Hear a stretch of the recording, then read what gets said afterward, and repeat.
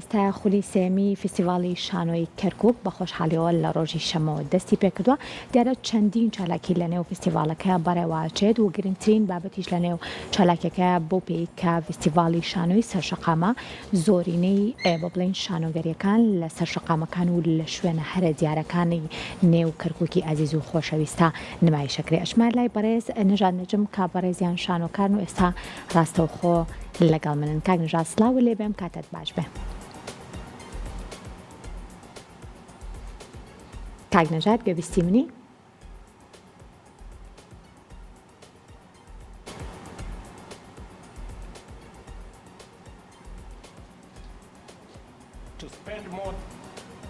کاک نەژاد بەڕێستان گوێبیستی منن؟ ئەم کاتە باشتر. کاک نەژاد پێم خۆشە باسێک لە دەست پێک بکەین کە ئەم ساڵ خولی سێمی فستیڤاڵی شانۆی سەرشەقامە لە شاری کەرکووک ئامادەکاریەکان چۆن بوو و بێگومان لە ڕۆژی شەمەوە بەشێک لە چالاکیەکان لە وتار و لە وەرکشۆپ و بەشێک لەو بابەتانە دەستی پێکردووە. پێم خۆشە بزانم ئەو بابەتانە چۆن دەستیان پێکرد و ئامادەبووان تاوەکو ئێستا چۆن لە نێو فستیڤاڵەکە بڵێن ئامادەی خۆیان سەلماندووە. بۆ ڕاستکردنەوە ئێمە خولی شەشەمی فستیڤاڵی شانۆی شەقامە خولی سێیەم هۆڵە بۆی بینەرانەوە بزانن ئێوەش بە هەمان شێوە. خولی سێمی فستیڤاڵی شانۆی هۆڵ ڕۆژی شەمە دەستی پێ کرد. تەبعاً بۆی هەندێک جار تووشی ئەو کێشاوی لەبەرەوەی ئەم ساڵ بە بڕیاری وەزارەتی ڕۆشنبیر حکوومەتی هەرێمی کوردستان و جەنابی وەزیر بۆی کەرکووک هەمیشە لە پێشینەی کارەکانی وەزارەت و بەڕێز جەنابی وەزیر کاکە حەمەی حەمەد سەعید هەوڵێکی جددیدا، بەڵام بە بڕیارێک هەردوو فستیڤاڵی شانۆی شەقام کە خولی شەشەمە ئەم ساڵ لەگەڵ شانۆی هۆڵ کە خولی سێمە، هەردووکیان هەر کەسە و هەر خولی و تەوژم و شێوازێکی خۆی هەیە. ئێمە من وەکو سەرپرشتیاری فستیڤاڵی شانۆی شەقام کە نێودەوڵەتیە، بەڵام فستیڤاڵی هۆڵ فستیڤاڵێکە لەسەر ئاستی هەر چوار پارچەی کوردستان.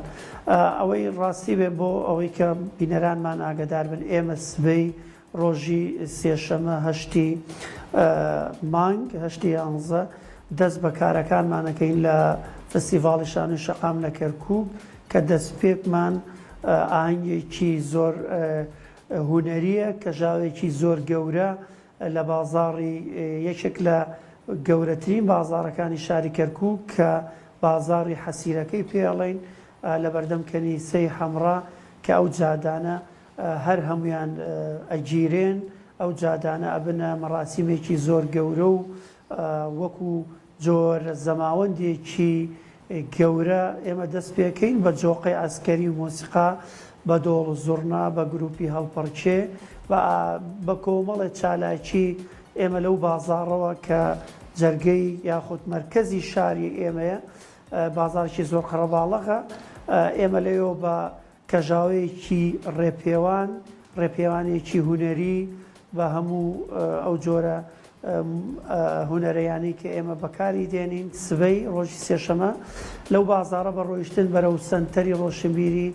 کەرکووکە چین. دواتر لە سەنتەری ڕۆشنبیری کەرکووک لە هۆڵێکی زۆر کراوە و فراوان ئێمە ئاهەنگی دەستپێکردنەکەمان و بۆ فستیڤاڵی شانۆی شەقام دەست پێکرد. بەڵێ کاک نەژاد، ئەوەی کە من ئاگادارم ماوەی چەند ڕۆژێکە لەگەڵ بەشێک لە هاوپیشە و لەگەڵ شانۆکارانی هاوڕێتە هەندێک لە شوێنی دیاری شاری کەرکووکتان دیاری کردو بۆ ئەوەی کە بتوانن نمایشەکانتانی لێ بکەن. پێم خۆشە ئێمە و بینەرانی بزانین ئەو شوێنانە کوێ ئەبن بۆ ئەوەی کە هەر بەڕێزێک ئەوانی بێوێت کە بێت بینەری شانۆکیەوە بێ بتوانێت کە ئاگاداری شوێنەکان بێ. طبعاً بەرنامەی ئێمە بۆی کە من زۆر تەرکیزم کردووە سەر یەکەم ڕۆژ کە سبەیە لە دەستپێک، ئێمە لە دوای ئەوەی کە لە بازاڕی حەسیرەکەەوە دەچینە سەنتەری ڕۆشنبیری کەرکووک لەو هۆڵە ئاهەنگەکەمان وتار و 21 هونەرمەندی زۆر گەورە و شاشەی عێراقی و کوردستان لەوێ خەڵاتەکرێن بۆی هەموو بینەرانمان لە کەرکووک و کوردستان ئاگدار بن. کۆمەڵی هونەرمەندی شاشەی زۆر گەورە و مێژووی هونەری کوردی لەوێن، لەوانە مامۆستا مەهدی ئومێد، لەوانە مامۆستا جەلیل زەنگەنە، ناسر حەسەن، لەوانە دکتۆر عەواد عەلی، هونەرمەندی شاشەی عێراقی ئایاد ڕازی کە ناوێکی زۆر گەورەیە، هونەرمەندانی کۆمیدیایی کوردستان، هونەرمەندانی گەورە، هونەرمەند ماهر حەسەن، هونەرمەند ئەحمەد جۆڵا، هونەرمەند شەمۆ، کۆمەڵە هونەرمەندی شەقام، کۆمەڵە ڕەخنەگێر، ناوی گەورەی کوردستان مامۆستا عومەر دڵپاک، مامۆستا ژیان ئیبراهیم، مامۆستا جعفەر موعەللا، ئەمانە لە کەرکووکن سبەی 21 هونەرمەند خەڵاتەکرێن و تەکریمەکرێن. دواتریش ئاهەنگی مۆسیقا و گۆرانیمانەیە لە سەنتەری ڕۆشنبیری کەرکووک. ئەو شوێنانی کە ئێمە دامانناوە شوێنی یەکەم ڕۆژ ئێمە لە بازاڕی حەسیرەکەین، دواتر لە ناو سەنتەری ڕۆشنبیری دەستپێک و ئاهەنگەکانمان و تەکریمەکان و هەر لە ناو سەنتەری ڕۆشنبیری کەرکووک لە ناو باخچەکەی دوو نمایش پێشکەشەکەین. دواتر شوێنێکی تر کە شوێنێکی نیشتەجێی بڵێنەتەوەی تورکمانە لە گەڕەکی تسعین لە بەردەم ئوتێل ئاڵتون سەرای، لە بەردەم نەخۆشخانەی ئازادی کەرکووک لە بەردەم باخچەکەی لەوێ نمایشمانەیە، لە زانکۆی کتاب لە پردێ نمایشمانێواتە نمایشەکانمان هەن ناو شاری کەرکووک نییە، لە قەرەنجیر نمایشمانەیە، لە مۆڵ ئۆف کەرکووک لە ڕێگای بڵین بەردەم پارێزگاری کۆن نمایشمانەیە، لە گەڕێکی شۆرجە نمایشمانێ. واتە کاکنێژاد ئەم هەموو شەقامی ساڵ بیستم پرسیاری ئەو بکەم، ئەم هەموو شوێنە جیاواز و ئەم هەموو ناوچە جیاوازی نێو شاری کەرکووک هەمووی بەسەرەکرێتەوە بە شانۆی سەرشەقام، ئامانجێکتان لێ هەیە ئێوە؟ بەتەئکید ئێمە پەیاممان لە فستیڤاڵی شانۆی شەقام لە کەرکووک کە ئەم ساڵ بمانەوێ نەمانەوێ خولی شەشەم تێئەپەڕێنین، 5 خولمان بە نێودەوڵەتی و بە ناوخۆی سەرەتا بە ناوخۆی، دواتر لە سەراسی کوردستان، دواتر لە سەراسی عێراق و کۆتا فستیڤاڵمان نێودەوڵەتی بوو کە تونس و ئوردن و لوبنان و عێراق و ئێران ئامادە بوون. ئەم ساڵیش بۆی ئاگدار بن 11 نمایشمانەیە، نمایشێک لە وڵاتی سووریاوە، 2 نمایش نوێنەرایەتی عێراقەکە بابل و بەغدا، 2 نمایش لە شارە جوانەکەی سلێمانی بە نمایشێکیان عەرەبی و نمایشێکیان کوردیە، 2 نمایشمان لە وڵاتی ئێرانەوە هاتووە، لە کەرکووک نوێنەرمانێ نمایش هەیە، لە گەرمیان و کفری نمایش هەیە. ئەو شوێنانی کە ئێمە بیرمان لێ کردوێتەوە یاخود پەیامی فستیڤاڵی کەرکووک پەیامی پێکەوە ژیانە. ئێمە کار لەسەر پێکەوە ژیان ئەم شارە چی ئەوێ چی لێمان ئەوێ، ئێمە کارمان لەسەر ئەوە کردووە، لە ڕێگەی ئەو ڕۆیایەوە کارمان کردووە. بۆیە زۆرترین نمایشەکانمان لە گەڕەکە عەرەب نشینەکان، تورکمان نشینەکان، کوردی و دواتریش قەزا و ناحەیەکانیش بە هەمان شێوە. ئەم ساڵ وەکەوەی جەنابی وەزیر لە یەکەم ڕۆژە ئەوەی باس کرد، ئێمە هەوڵمان داوە لە پردێ، لە قەرەنجیر و تەنانەت لە چەمچەماڵیش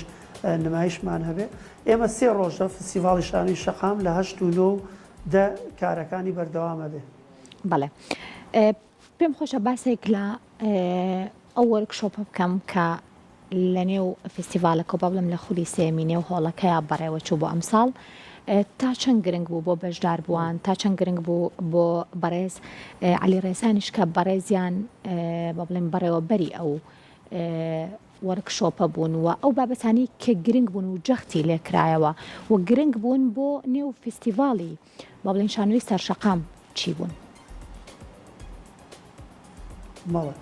دیارە ئێمە هەر لە سەرەتاوە بیرۆکەی دایان بیرۆکەی جۆرا و جۆرمان هەموو، بەڵام تێکڵاوکردنی 2 فستیڤاڵ، خولی سێمی هۆڵ و خولی شەشەمی شەقام وای لێ کردین ئەوەنە هێندە دانشین و کۆبینەوە قسە بکەین، زۆرترین چالاکیەکان لە دەست بدەین بەداخەوە. ئەم فستیڤاڵە وایە کە فستیڤاڵی شەشەمی شەقامە وایە وڵاتانی وەکو لوبنان، وڵاتانی وەکو تونس، مصر، سوید، بەلجیکا ئامادەیان هەبوو، هەموو شتێکیان تەواو بوو، بەڵام بەداخەوە تێکەڵکردنی ئەم فستیڤاڵە زەرێکی زۆری لە هەردوولادا وەکەوەی کە ئێستای بینین تەنانەت فستیڤاڵی هۆڵ دوو نمایشی هەیە لە کەرکووک هەموو نمایشانی تر کە 6 نمایشە لە قەزای چەمچەماڵیکەن ئەو بە هۆکاری ئەمنی و ئەوە لەسەر وەرکشۆپەکە ئەگەر قسە بکەین وەرکشۆپەکە پێشووتر ئێمە هەموو ساڵە کارمان لەسەر وەرکشۆپێکەوە لە 2019 یەکێک لە وەرکشۆپە زۆر گرنگانە بۆ موختاری مەحەممەدی ئێستا خەڵک لە دوای وەرکشۆپەوە دەیان ئەکتەری شەقام دروست بوونە زۆر جددی ئەم ساڵ بۆ مامۆستا عەلی ڕێسان کە ناوێکی عێراقی گەورەی و خەڵکی کەرکووکە خۆشحاڵانەوە ماوەی 2 ڕۆژە بەردەوامیە بە سبەی کۆتا ڕۆژی وەرکشۆپەکە بێ کار لەسەر تەفاعل و یاخود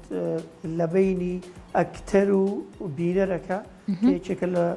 هەرە کارە زۆر گرنگەکان ئەوەی کە ئێمە ڕۆژانەی بینین لە ڕێی پراکتیک و نەزەڕیەوە کاری لەسەرەکە و ئەنجامێکشیانە بێ ئەمە یەکێکە لەوە ئامانجانی ئێمە لە پاڵ فستیڤاڵ و نمایش ئەمانوێ لەم شارە ئەکتەری شانووی شەقامش پێ بگات. زۆر سوپاس بۆ بەڕێز نەژاد نەجم شانۆکار کە ڕاستەوە خۆ لەگەڵمان بووی دووە زانیاریتیانێ لەبارەی فستیڤاڵی شانۆی سەرشەقام دووبارە سوپاس بۆ بەڕێزە.